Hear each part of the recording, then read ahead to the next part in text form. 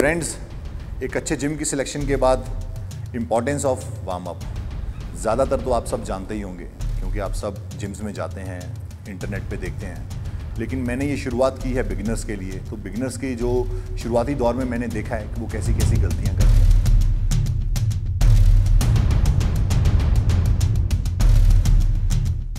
क्योंकि warm up हमारी muscles की फ्लेक्सिबिलिटी को बढ़ाता है, हमारे जॉइंट्स की मोबिलिटी को बढ़ाता है, और सबसे ज़रूरी चीज़, इंजरी हो सकती है, मसल सोरनेस हो सकती है, उससे बचाता है। वार्म अप आपकी जो बॉडी में होने वाली सोरनेस है, एक्सरसाइज के पहले और एक्सरसाइज के बाद में स्पेशली जो सोरनेस होती है, जो इन्फ्लामेशन होती है, वो स्ट्रेचिंग जब हम करते हैं, जब वार्म अप करते हैं, तो उसके साथ ये जो चीज़ें हैं ये दूर रहती हैं और आप बेहतर परफॉर्म कर सकते हैं जिम में जाके। आपका जो स्पोर्ट्स करियर है वो आप लंबा और बहुत ज़्यादा देर तक आप परफॉर्म कर सकते हैं। सोचने में और कहने में बहुत छोटी छोटी बातें हैं, लेकिन इस पर अगर ध्यान दें तो इनके रिजल्ट्स और बेनिफिट बहुत बड़े हैं। सो प्लीज़ आप एक अच्छा जिम और उसके बाद एक अच्छा वार्म अप सेशन ज़रूर करिए और उसके बाद अपनी ट्रेनिंग पे ध्यान दीजिए।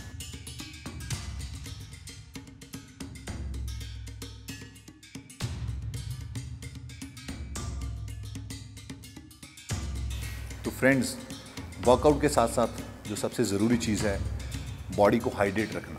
आप बॉडी में डिहाइड्रेशन ना होने दें, ये बहुत ज़रूरी है। क्योंकि मैंने अक्सर देखा है कि ड्यूरिंग वर्कआउट्स जब आप पानी कम पीते हैं, आपकी बॉडी से मिनरल्स कम हो जाते हैं, आपको स्वेटिंग ज़्यादा होती है, बॉडी सोडियम लूज़ कर देती है, तो वो हमारा जो लैक ऑफ बॉडी में हमारी सोडियम से हमें क्रैम्प्स आने शुरू हो जाते हैं, बॉडी में डिहाइड्रेशन होता है।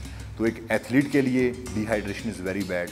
सो क्रैम्पिंग से बचने के लिए आप अपनी बॉडी को हाइड्रेट रखें, आपके जो मिनरल्स हैं बॉडी में बने रहें।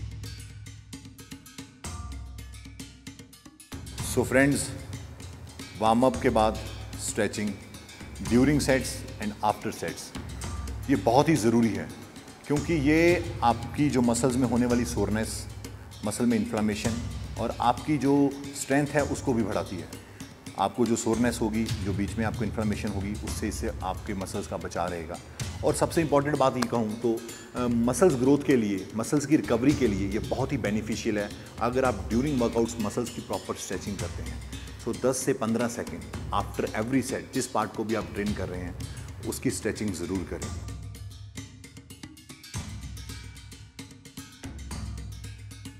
ज़्यादातर मैंने देखा है कि जोश में आकर और जब हम नया नया जिम शुरू करते हैं तो एक्साइटमेंट एक ऐसी होती है कि मुझे रिजल्ट्स बहुत ही फास्ट चाहिए, हम ओवर ट्रेन कर जाते हैं, जो कि आपके लिए बहुत ही हानिकारक हो सकता है, क्योंकि ये हमारे मसल ग्रोथ को कम कर देता है, हमारे मसल्स की इंजरी के चांसेस बढ़ जाते हैं, क्रैम्प्स आने शुरू हो सकते हैं। सो मेरा मानना ये है कि फॉर बिगिनर्स, शुरुआती दौर में आप जो आपका वर्कआउट सेशन है वो 40 to 60 मिनट्स का ही होना चाहिए।